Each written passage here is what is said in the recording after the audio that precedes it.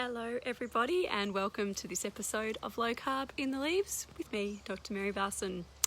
So as most of you know, I am a GP and a weight loss doctor with real life medicine, and my colleague Lucy Burns and I do holistic health coaching around low carb real food to heal the metabolism, the metabolic causes of being overweight, and compassionate mindset management.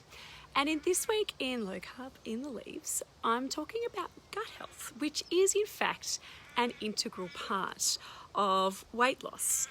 In our 12-week programs that we run 3 times a year, we run through we run through an incredibly holistic course, but we do modules on definitely food. Spend a lot of time on the food, how to do low carb real food, and on mindset management, a long time on that. But we also have modules on sleep, on fasting, and on gut health and stress management, also incredibly important.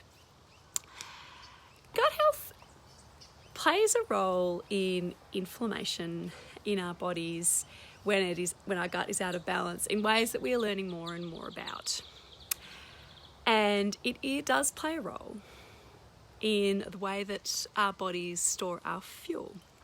So a dysbiotic gut or a leaky gut, an inflamed gut, in ways that we are learning more and more about, can actually set people up for being overweight and for being more prone to storing their fat in less helpful ways in today's modern society.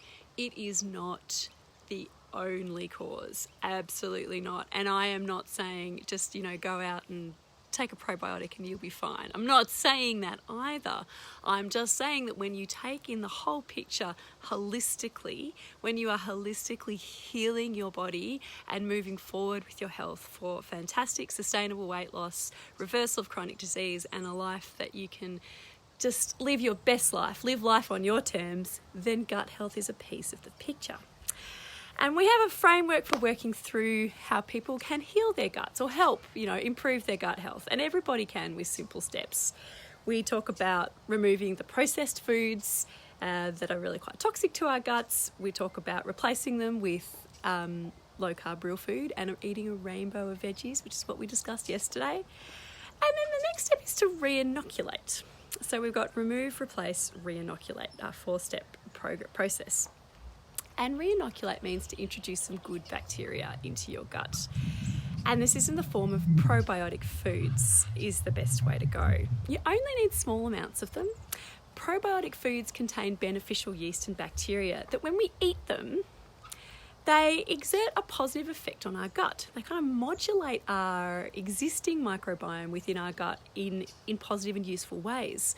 Interestingly, the probiotic foods, the probiotics that we eat, the beneficial bacteria and yeast, etc., very rarely colonize our gut. They do sometimes, but they very rarely do that. So we're not eating them for them to stay in our gut. They kind of pass through, and they have this sort of helpful role of just making everything chill out and get into a nice little balance and exerting positive effects on it while it's through the transit. It's really quite interesting. And you can take probiotic tablets, and there are times when I would recommend that, but largely if you can get your probiotics from food, you're going to be doing really well because it's all packaged up in lots of beautiful prebiotics as well, especially in the case of things like sauerkraut and kimchi. They've got prebiotics, which is basically a fancy word for undigestible fibre that we can't use, but our gut bacteria love to eat, and it makes them very, very happy. So that is the re-inoculate. So we really challenge you guys to have a bit more fermented food in your diet. You only need a tablespoon a day. Have some kimchi, have some sauerkraut, have some kombucha. Kefir is fantastic. Store-bought, make your own kefir. All of these things are fabulous for exerting a beneficial effect on your gut health. And it would be prudent for me to say, of course, if you've got gut pain or you've got a change in your bowel habit, then really see your doctor, because there can be very dangerous and very sinister things that are going on in your gut, way beyond things being just a bit out of whack or needing a little bit of nurturing. So this is not a replacement for, medical advice, not individualised medical advice. It is really important that you get yourself checked out if you've got symptoms. This 4R framework of the remove, replace, re-inoculate, and what I will discuss tomorrow, which I think is my favourite part, the rebalance, are all really, really beneficial. Check out our podcast this week, guys, if you haven't already. Real Health and Weight Loss. We've got a podcast, the first of a series we're calling Complicated Basics. And we are, Lucy and I, are dissecting kind of quite complicated topics that are really, really important and breaking them down in a way that is a bit more digestible and easy to understand. So this week we are discussing oxidative stress and oxidative damage.